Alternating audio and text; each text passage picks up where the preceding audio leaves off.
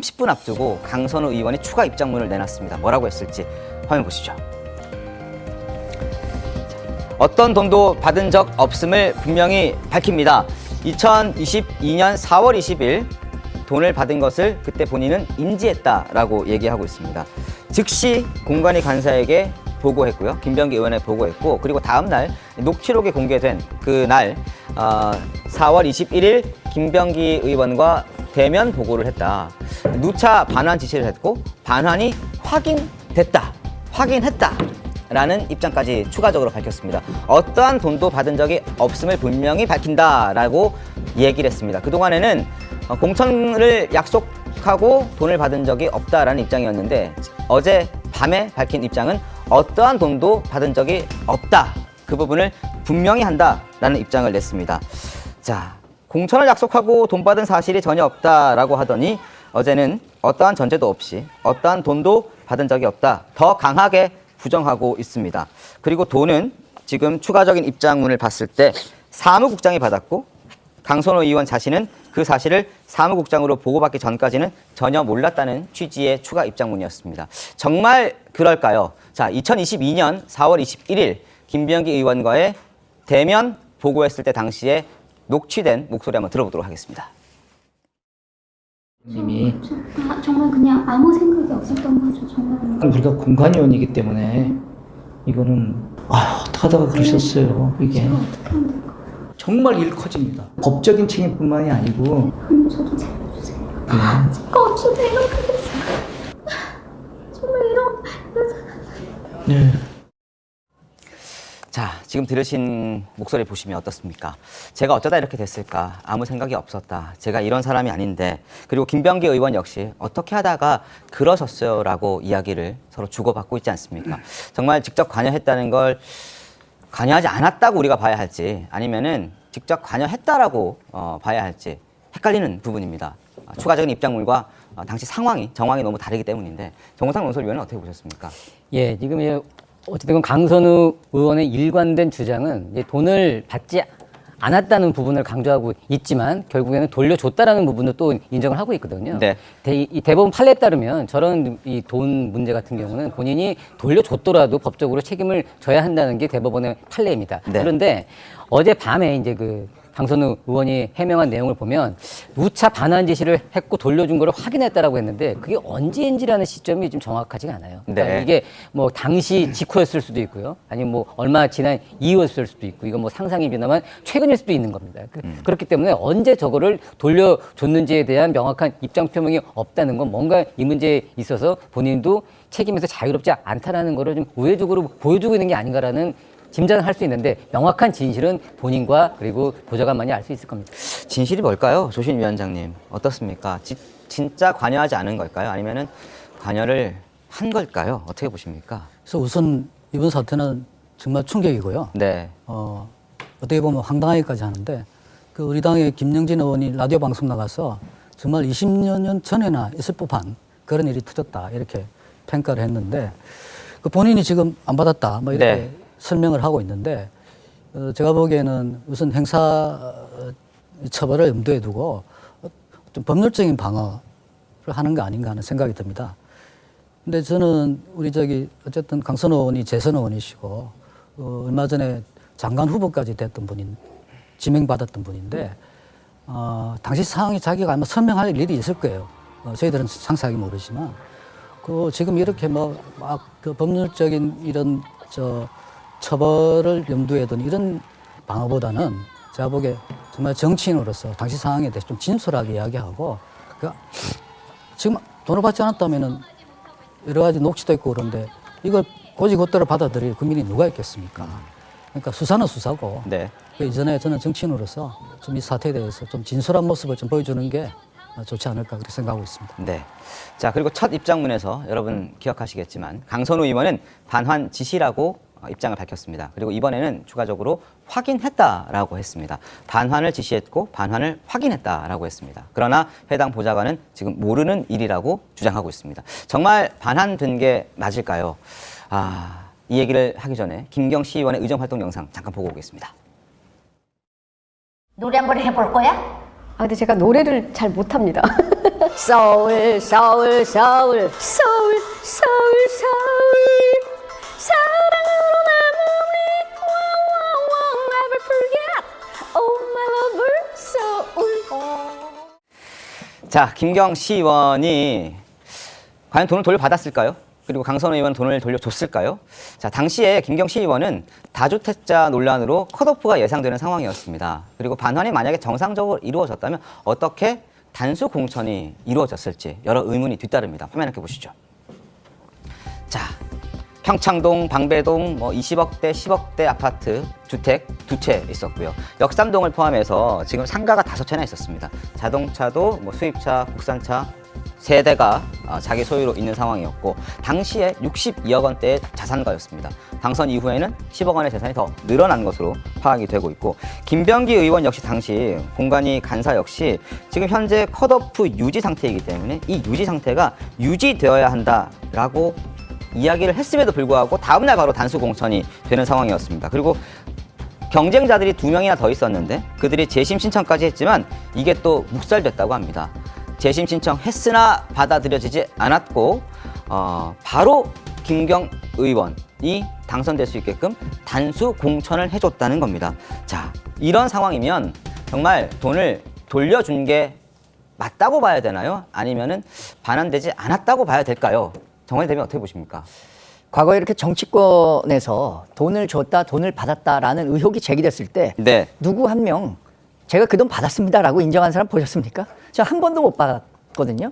강선우 의원 지금 당연히 법적 처벌을 앞두고 있기 때문에 어떻게 이 처벌 수위를 낮출 수 있을 것인가 네. 또는 무죄로 할 수 있을 것인가 그거에 온통 혈안이 돼 있을 겁니다. 그러니까 지금 받지 않았다고 하고 또 이 녹취 내용만 놓고 보면 당시 녹취는요 정말 어떤 내용의 꾸밈 없이 가감 없이 이루어진 녹취일 겁니다. 근데 지금 나오는 발언들은 그런 그 본인에게 유리한 정황들로만 자꾸 가공해서 이야기하려고 하는 건데 결국에는 강제 수사하면 다 드러나는 대목이라고 봅니다. 돈을 줬다는 사람, 중간에 있다는 사무국장, 네. 또 강선우 의원, 당시에 동선이 어땠고 돈의 흐름, 1억 원이라는 돈 만들기 쉽지 않습니다. 물론 굉장히 자산가니까 그동안 차곡차곡 놓은 현금을 그냥 줬을 수도 있겠지만 그 돈의 흐름 파악해 본다면 저는 이거 실체적 진실을 파악하는데 그리 오래 걸릴 일이 아니라고 봅니다. 결국에는 수사 당국이 갖고 있는 의지의 문제고요. 네. 그래서 지금 그 경찰이 제대로 수사할 수 있을까라는 의문의 목소리도 커지니까 일단 경찰 수사를 지켜보되 그게 정말 국민 기대치에 미치지 못하는 수준으로 나온다면 국민의힘이 얘기하고 있는 것처럼 당시에 있었던 2022년 민주당 공천과 관련한 특검도 필요한 사안이다 이렇게 말씀드립니다. 자, 반환했다는 걸 확인했다라는 추가 입장이 어젯밤 11시 30분에 나왔습니다. 그런데 2022년 4월 22일 김경 의원은 단수 공천 받았습니다. 반환했다면 단수 공천이 될 수 있었을까 의문이 듭니다. 반환됐을까요? 반환되지 않았을까요, 정은혜 의원님? 일단 반환을 했다면 누구 계좌로 어떻게 들어갔느냐 사실 네. 그런 증명이 저는 분명히 있을 거라고 봅니다. 그렇다면 강선우 의원도 그 부분에 대해서 충분히 설명을 해야 된다고 생각을 합니다. 그리고 김경 의원 같은 경우는 보니까 건물과 그 상가들이 굉장히 많아요. 네. 그래서 사실 재산이 많은 건 죄가 아니죠. 근데 그 재산이 어떻게 형성이 되었고 그 재산을 어떻게 사용하는가는 우리가 분명히 문제를 지적을 할 수 있을 것 같습니다. 당시에 저도 그 2022년에 그 공천관리위원회였고요. 근데 그때 저는 이제 경기도 소속이었습니다. 근데 보통 공관위원들 같은 경우는 그 공관위원이 되는 순간 서약서를 씁니다. 그 내부에 있었던 일을 외부로 발설하지 않는다는 서약서를 쓰게 되거든요. 그렇기 때문에 저는 조금 염려되는 부분이 뭐냐면 그렇다면 김병기 의원과 강선우 의원이 이 당시에 이 사건을 알고 있었다면 네. 인지하고 있었다면 이 논의 자체가 공관위에서 토론이 되었는가도 사실 저는 좀 묻고 싶는데요.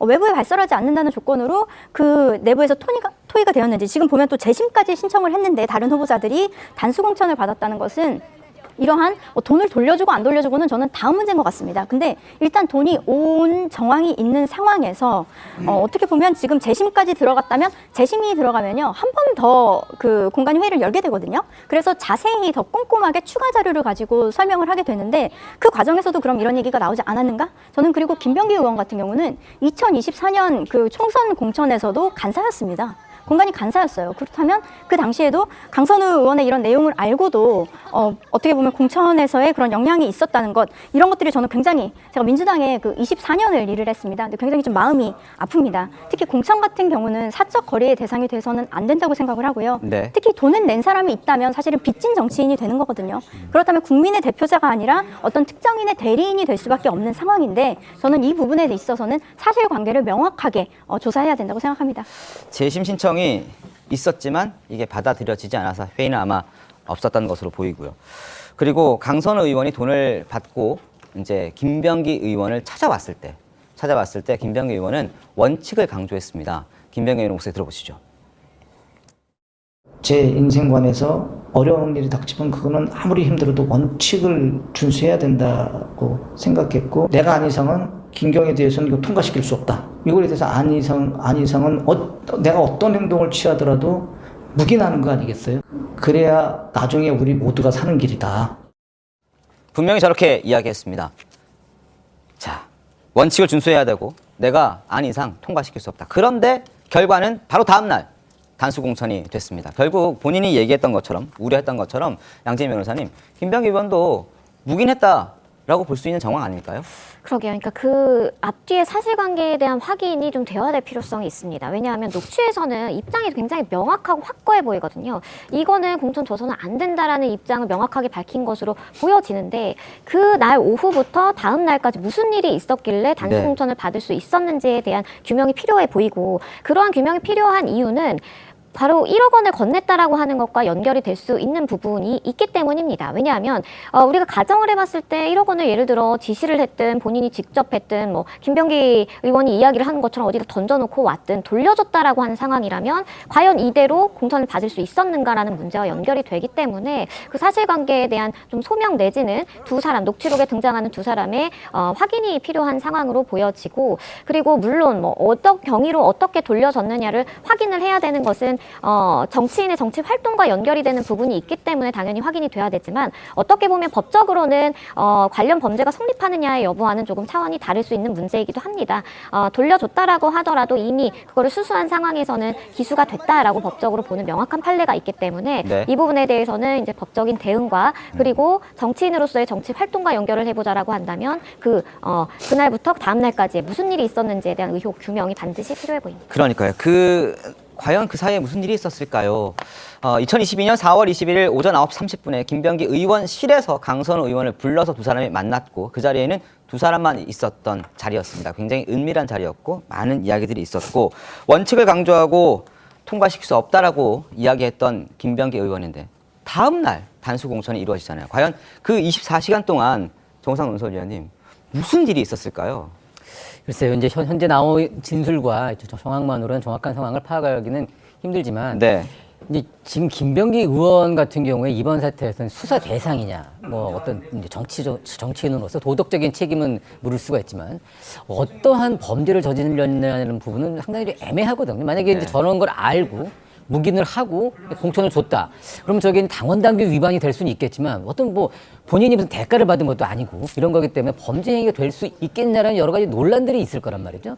그리고 이제 가장 지금 이제 문제가 되고 논란이 되고 있는 건 저렇게 개인이 둘이 나눈 대화 내용이 어떻게 공개가 될 수 있겠느냐. 뭐 일각에서는 뭐 여러 가지 음모론적 이야기들이 나오고 있지만, 결국 이번 사태에서 가장 큰, 물론 저게 계기로 김병기 의원이 사퇴를 했지만, 네. 이 강선우 의원의 이제 수사로 이제 번졌고, 저 문제가 이 민주당 전체의 어떤 공천 헌금 문제라는 커다란 정치 스캔들로 커질 수밖에 없는 상황이거든요. 저건 뭐 강선우 의원 개인 문제로 끝날 사안이 절대 아닌 거고요. 그렇기 때문에 이런 그날 이 보고를 하고 둘이 대화를 나누고 그 다음날 김경시 의원에게 단수 공천이 된 일련의 과정, 24시간 만의 문제가 아니라 그때부터 지금까지 민주당이라는 정당이 공천을 대가로 돈을 받은 문화가 아직도 남아 있었냐. 뭐 멘붕이 왔다라고 뭐 대변인이 얘기를 하는데, 저게 개인만의 일이겠는가? 그리고 저게 민주당만의 일이겠는가? 다른 국민의힘이나 다른 정당들은 공천 관련된 돈을 받지 않을까라는 의문이 있어서 빨리 경찰이 지금 수사를 진행을 해서 명명백백하게 밝혀내야 될 겁니다. 근데 너무 수사가 지금 미진한 듯한 인상을 좀 받고 있어요.